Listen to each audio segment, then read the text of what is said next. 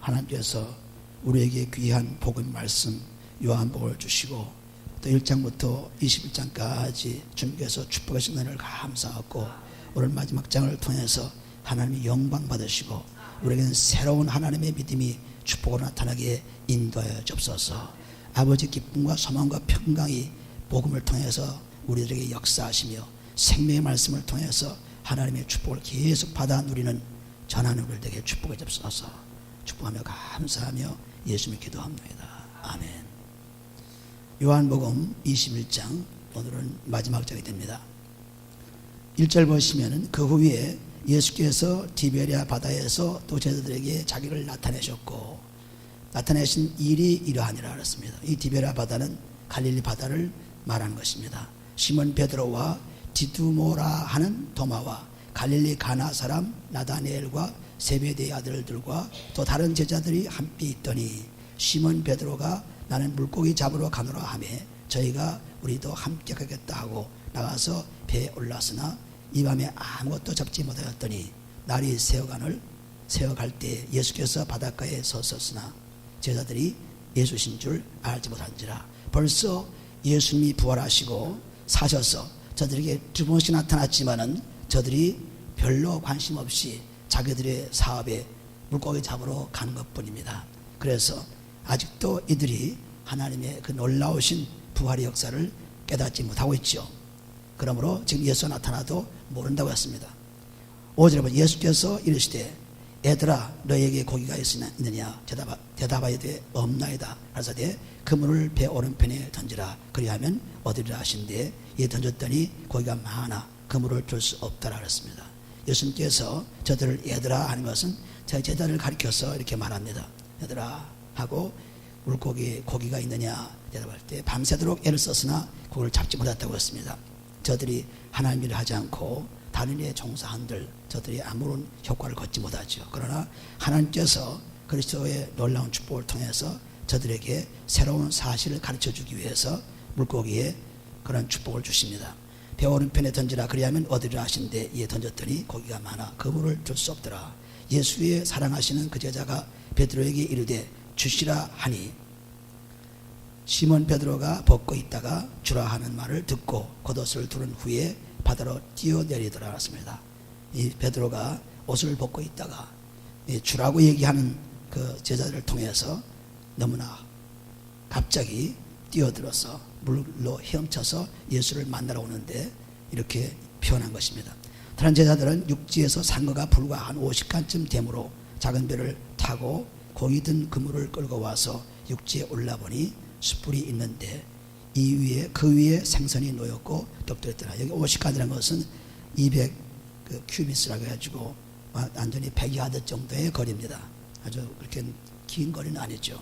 이런 거리에서 저들이 배를 타고 있다가 거기서 그물을 끌고 같이 들어오는 모습을 보고 있습니다. 그물을 끌고 와서 육지에 올라보니 숯불이 있는데 그 위에 생선이 놓였고 떡도 있더라 했습니다. 예수님께서 이미 숯불을 펴놓고 떡을 준비하시고 지금 물고기를 기다리는 거예요. 그러니까 예수님은 벌써 다 아시고 전부 일하신 거죠. 그냥 없는 데서 만드신 아버지 하나님 은혜를 계속 보여주고 있습니다. 사람들은 아무리 노력해도 고기를 못 잡았지만은 예수님은 한마디로 저기 오른편에 던져라. 거기에 던졌을 때 물고기가 많이 잡힌 것을 볼 수 있습니다. 그러므로 사람들이 할 수 없는 것을 하나님은 다 주신 것을 분명히 볼 수 있죠. 준비 다 해놓고 물고기를 기다리고 있습니다. 예수께서 가라사대 지금 잡은 생선을 좀 가져오라 하신데 시몬 베드로가 올라가서 그물을 육지에 끌어올리니 가득히 찬 큰 고기가 153마리라 이같이 많으나 그물이 찢어지지 아니하였더라 그랬습니다. 굉장히 많은 고기를 잡았지만은 그물이 찢어지지 않고 제대로 다 운반되었고 그래서 예수님이 부활하신 후에도 역시 음식을 잡술 수 있는 것을 보여준 것입니다. 예수께서 가라사대 와서 저반을 먹으라 하시니 저들이 주신 줄 아는 고로 당신 누구냐 감히 묻는 자가 없더라 했습니다. 예수님은 섬기려 오신 분입니다.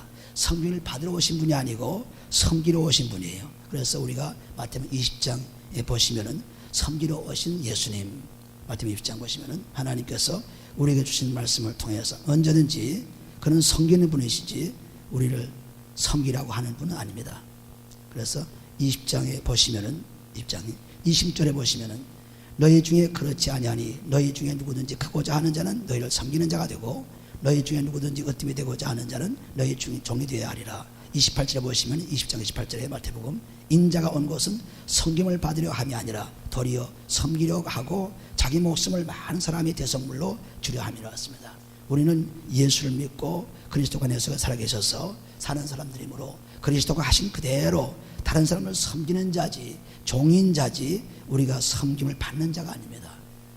주인이 아닙니다. 그러므로 여기 분명하게 예수님께서 다 저만을 준비하시고 수품을 준비하고 다 한 것은 이래 제자를 섬기는 것을 그대로 보여주고 있죠.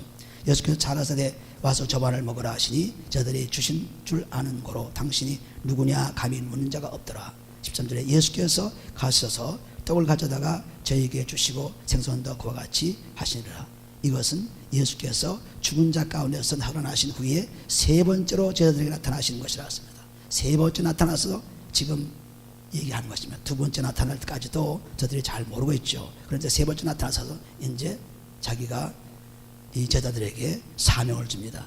우리가 요한복음 20장 22절 23절 보시면 성령을 받으라 입기물을 내쉬면서 사명을 주었죠. 나가서 유죄든지 사하면 죄가 용서받을 것이요 용서치 않으면 용서받지 못하리라 하는 사명을 준 것입니다. 여기도 똑같이 이제 사명을 주시는데 어떻게 사명을 주십니까? 여기 보면은 굉장히 중요한 말씀입니다. 15절에 저희가 저반 먹은 후에 예수께서 시몬 베드로에게 이르시되 요한의 아들 시몬아 내가 이 사람들보다 나를 더 사랑하느냐 하시니 가로되 주여 그러하외다. 내가 주를 사랑하는 줄 주께서 아시나이다. 가로되 내 어린 양을 먹이라 하시고 여기도 예수님께서 제자들에게 사명을 주는 것입니다.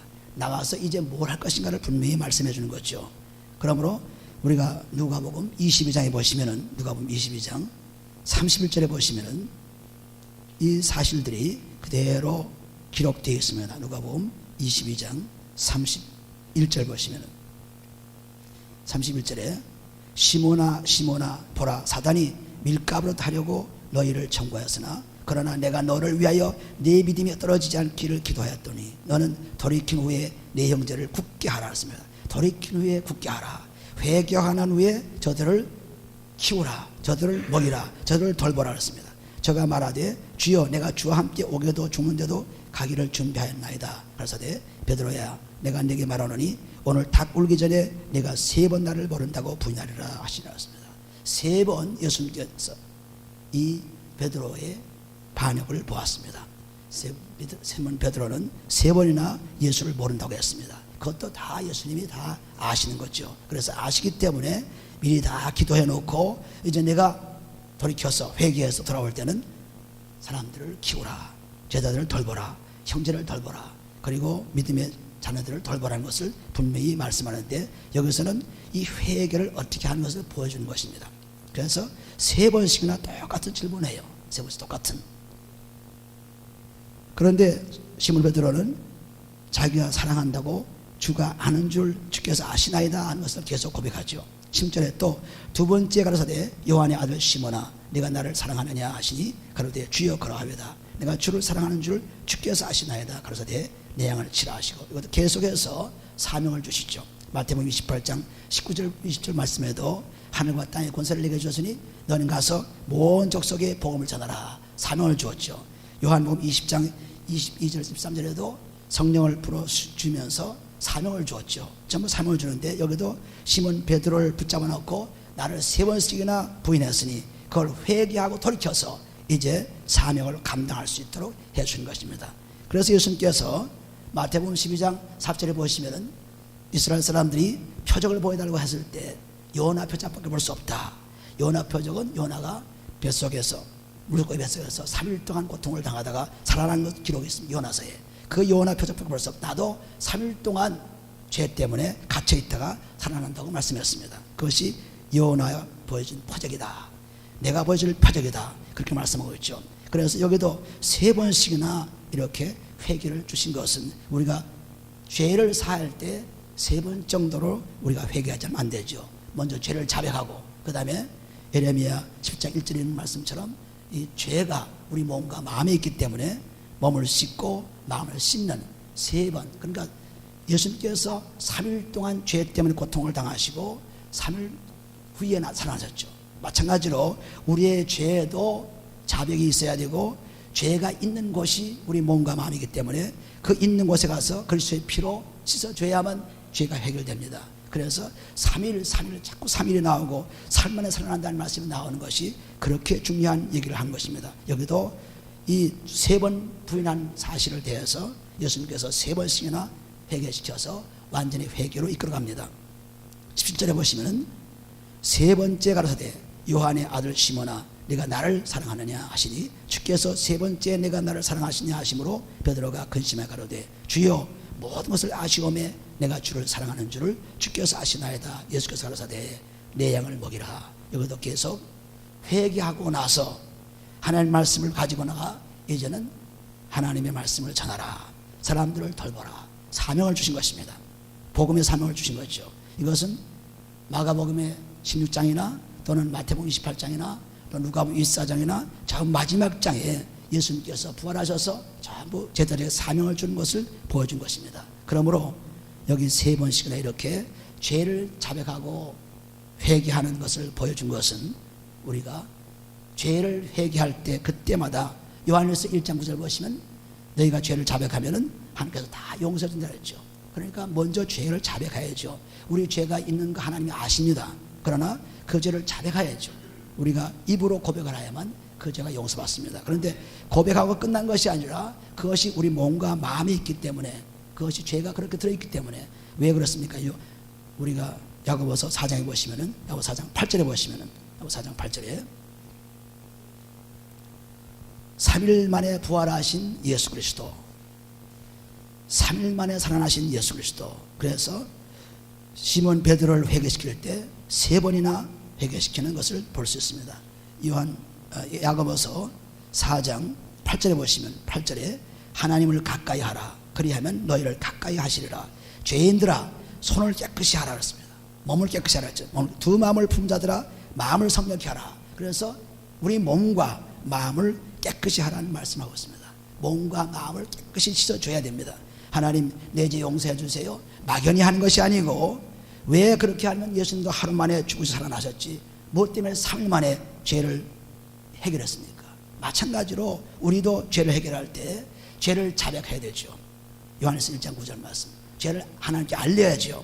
알리고 나서 그 알린 것에 대해서 있는 것이 어디냐면 우리 몸과 마음이 있기 때문에 손을 깨끗이 하라. 두 마음을 품자들아 마음을 성경케 하라. 그래서 우리 몸과 마음을 깨끗이 해야만 완전히 시몬 베드로가 3번 죄를 회개하고 완전히 그 죄 용서받은 것과 똑같이 우리도 하나님 앞에 나올 때마다 그리스도의 피를 가지고 죄를 자백하고, 그리스도의 피를 가지고 몸의 죄를 씻어버리고, 그리스도의 피를 가지고 마음의 죄를 씻어버려서 완전히 3일 만에 부활하신 그분과 똑같이 우리가 그리스도 예수 안에서 하나님의 부활의 축복을 누리는 사람들인 것입니다. 그래서 죄를 3번 이렇게 회개하라고 말씀합니다. 예수님께서 그걸 가르쳐줬기 때문에 우리가 분명히 알고 우리가 이 죄를 놓고 한번 용서해달라 해서는 안 되죠.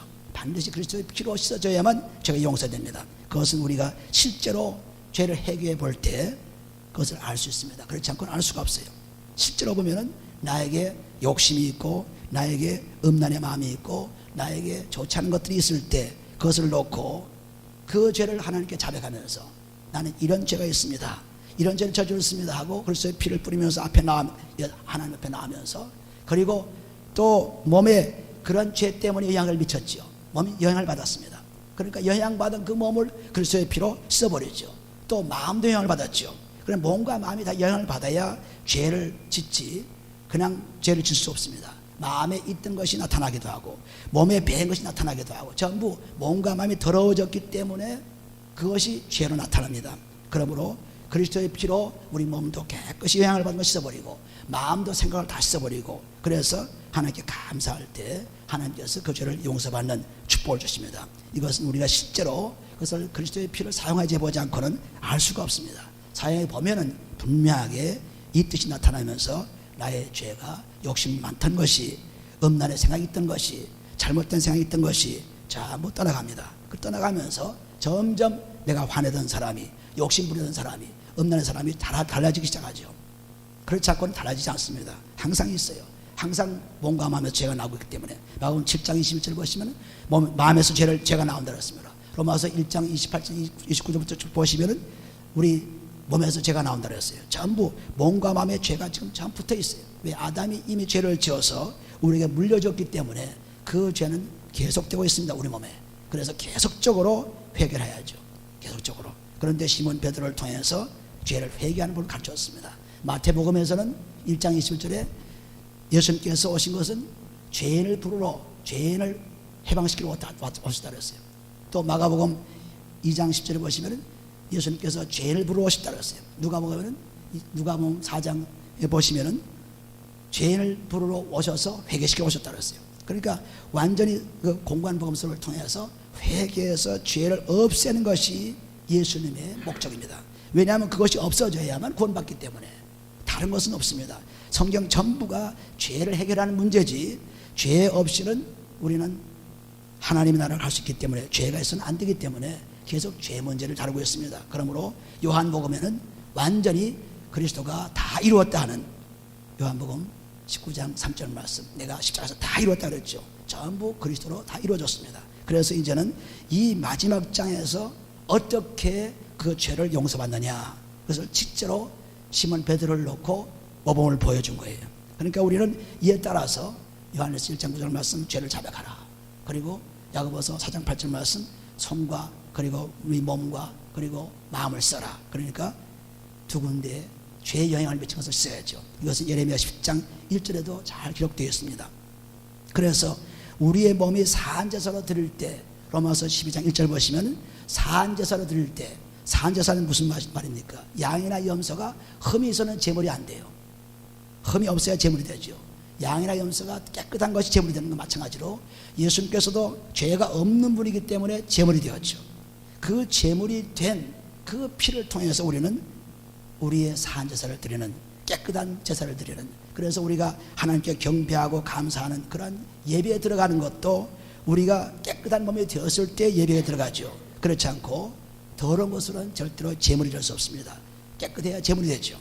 여기도 이제 시몬 베드로가 이 회개를 하지 않고는 절대로 하나님을 영화롭게도 못하고 제물이 될 수 없기 때문에 분명하게 사명을 주시는 그 가운데 죄를 용서받게 해준 것을 볼 수 있습니다. 다시 요한복음 마지막 제 돌아가면은 요한복음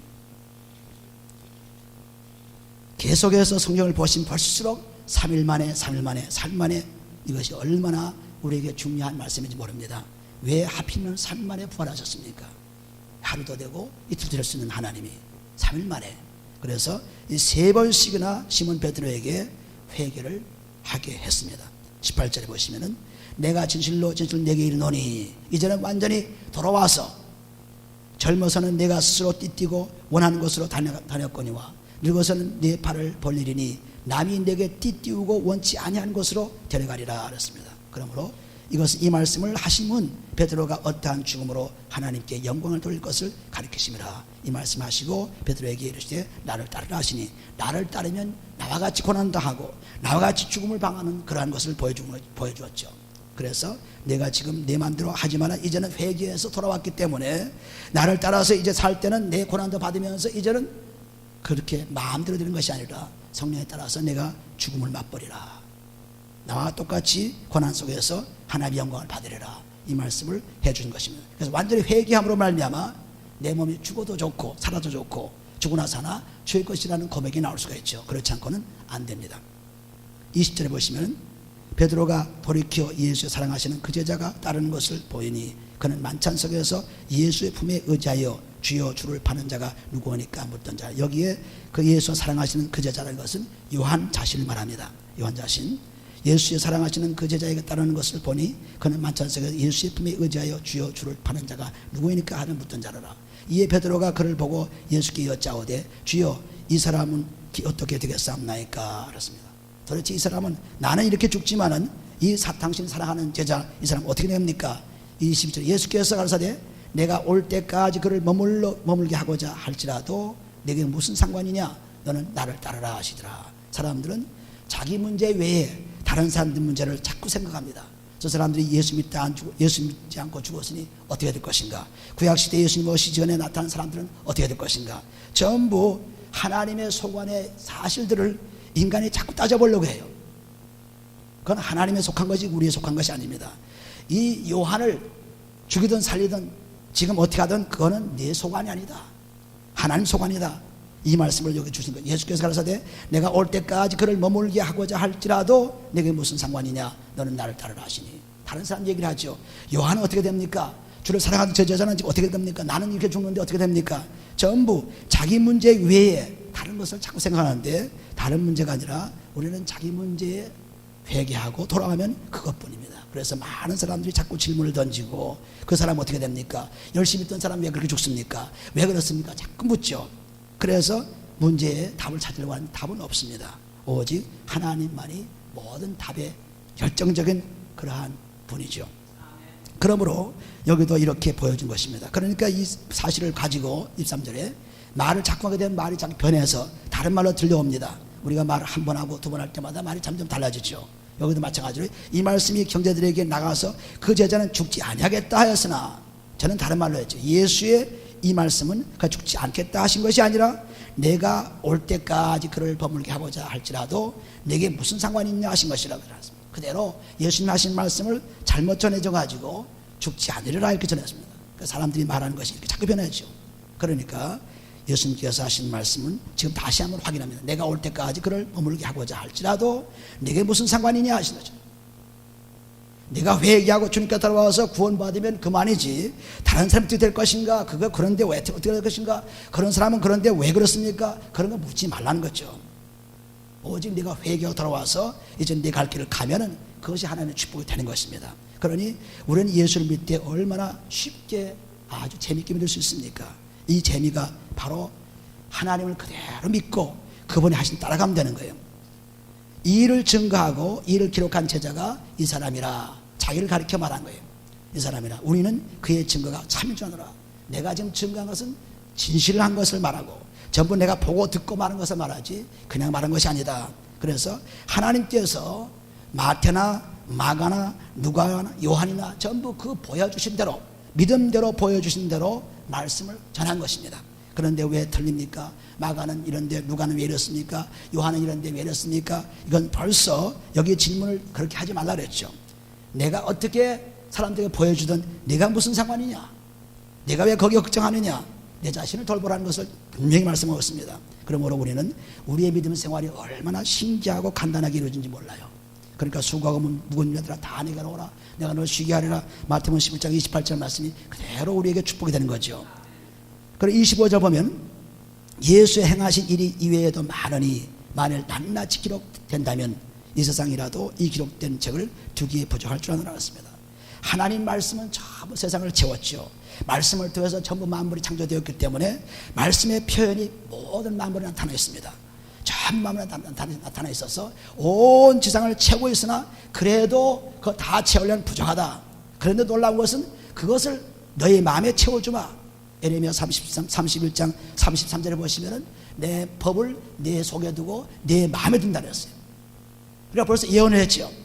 예레미야 31장 33절에 이제 그때가 온다. 그때가 언제입니까? 그리스도가 와서 이제는 그리스도가 들어오면은 그리스도의 말씀이 우리 속에 채워져서 우리 마음이 온 우주보다 넓은 것을 의미하죠.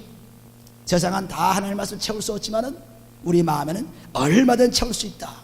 얼마나 채울 수 있다.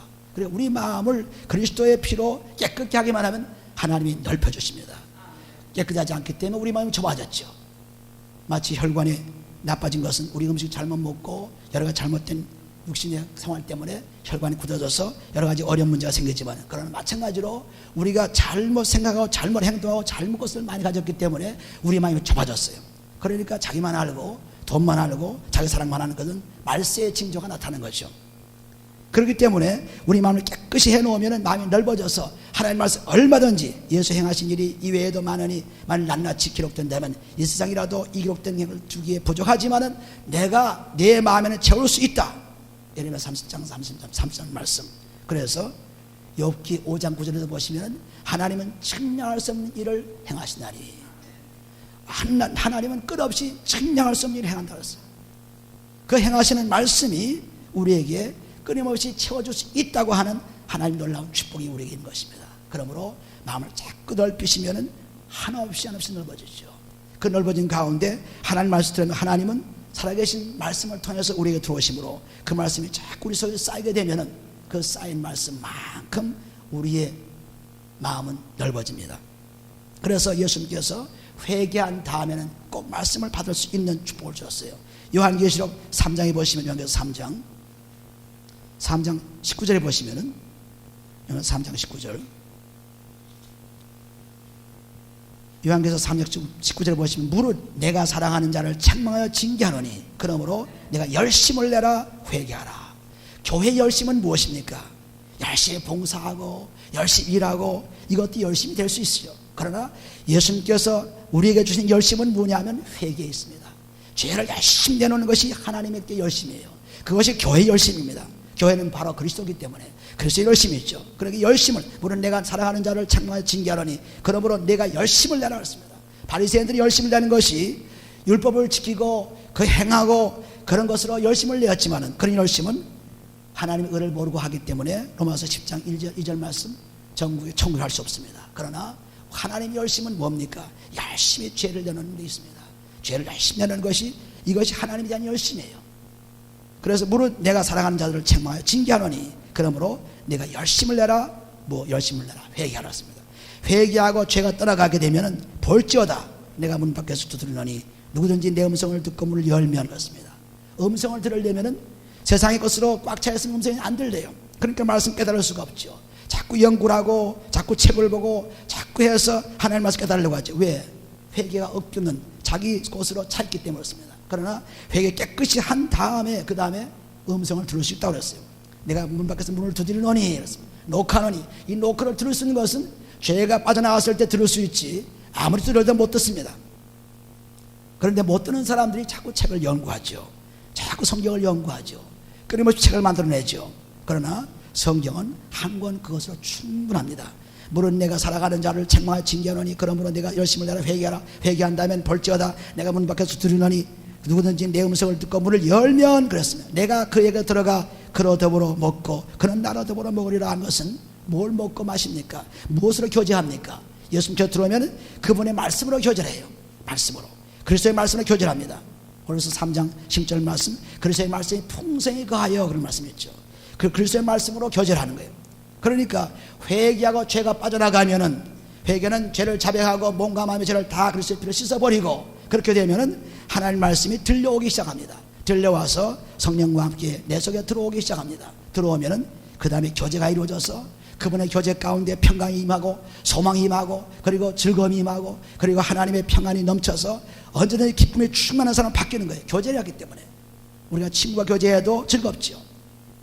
잘 친한 친구와 교제해도 즐겁습니다. 그런데 하나님 천지를 창조한 그분, 영생을 주는 그분과 교제한다면 친구의 즐거움이 문제 아니죠. 부부의 즐거움이 문제 아니죠. 세상의 어떤 즐거움도 여기에 비교할 수가 없습니다. 우리가 실제로 그리스도의 피로 죄를 자백하고 그리고 몸과 마음의 죄를 써놓고 그리스도의 말씀을 들어오기 시작하면은 그 교제는 엄청난 기쁨으로 바뀝니다. 그래서 너는 나와 더불어 먹고 마시겠다는 것은 말씀을 통해서 교제하겠다는 말씀입니다. 음식으로 교제하는 것이 아니라 말씀으로 교제. 말씀은 곧 영의 양식이죠. 이 양식을 통해서 교제하겠다는 박수의 말씀 드렸습니다. 그래서 요한복음 4장 3, 4절에 보시면 영생의 양식이 바로 말씀이라고 했죠. 말씀이고 영생의 양식이라고 했어요.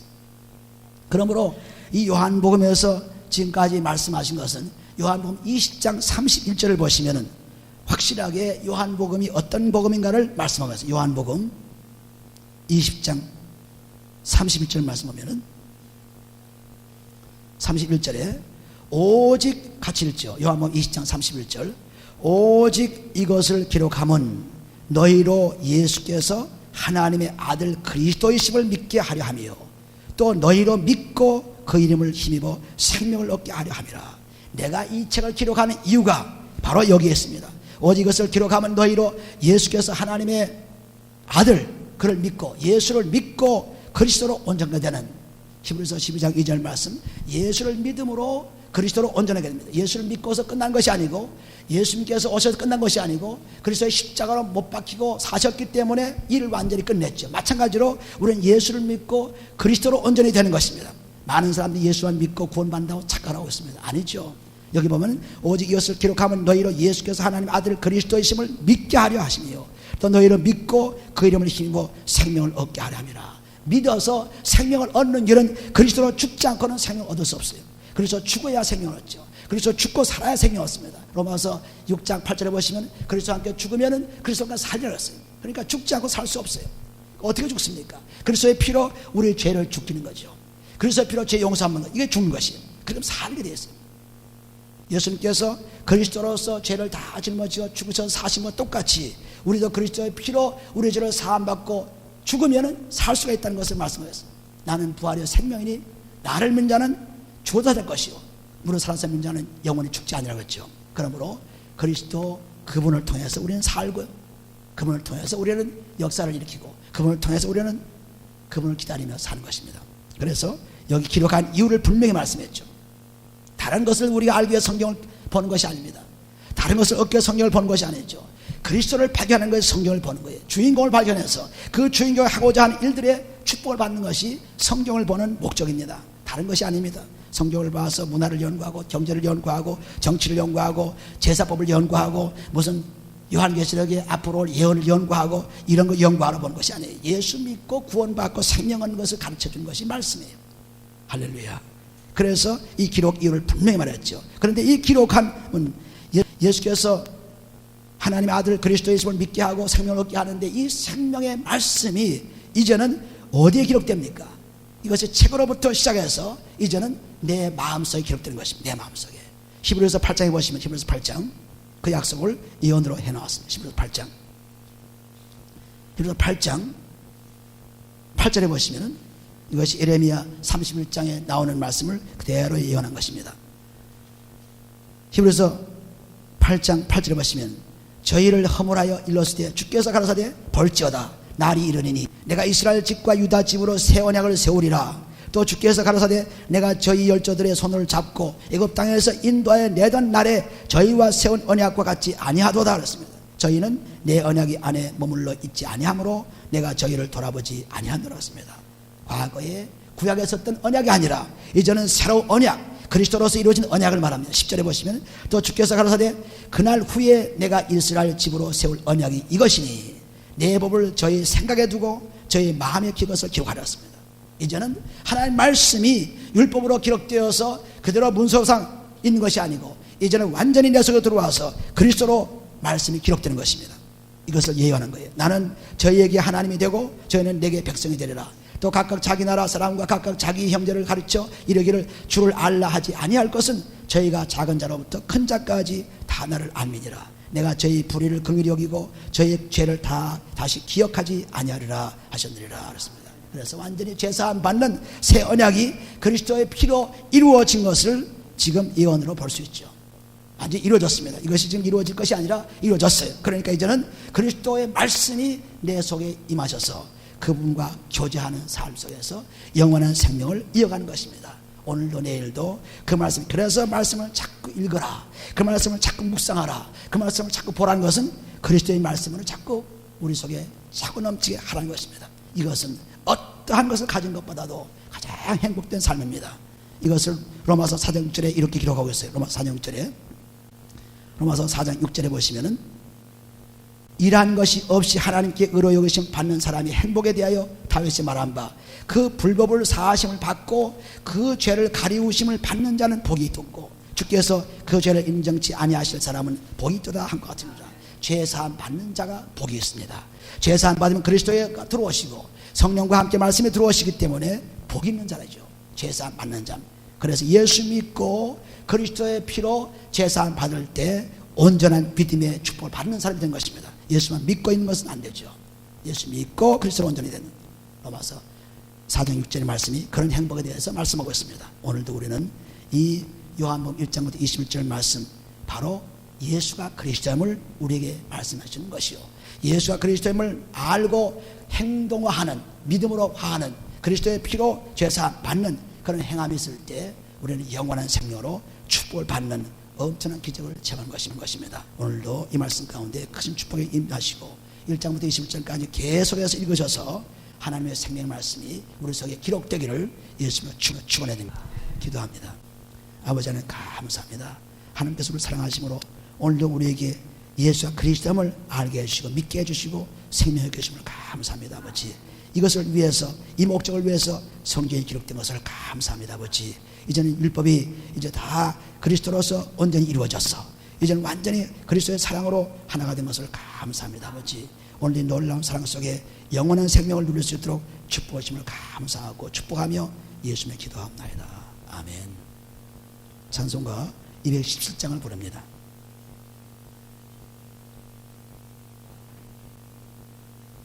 주님의 뜻을 이루소서.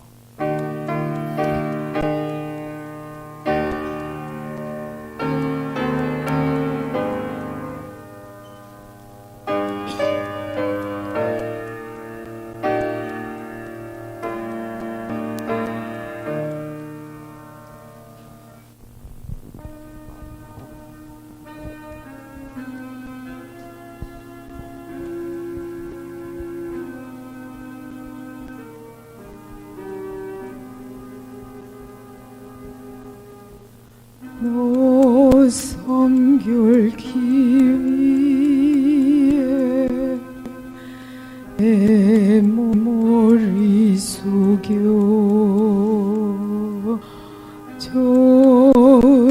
전미리 계신 내 주께 빌라 주 사기여 살면 주 닮으리니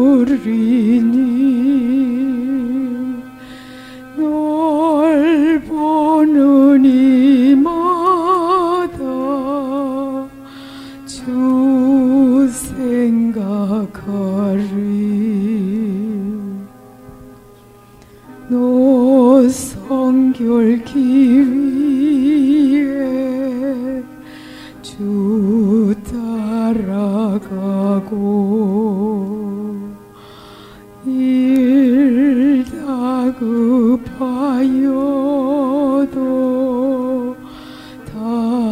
당황치 말고 참 즐거울 때나 더 슬플 때나 너 주님만 믿고 늘 따라가라. 너 성결기 위에 늘 안심하며 내 소원을 주께 다 맡기어라. 너 성령을 받아 주 섬겨 살며 저 천국에 가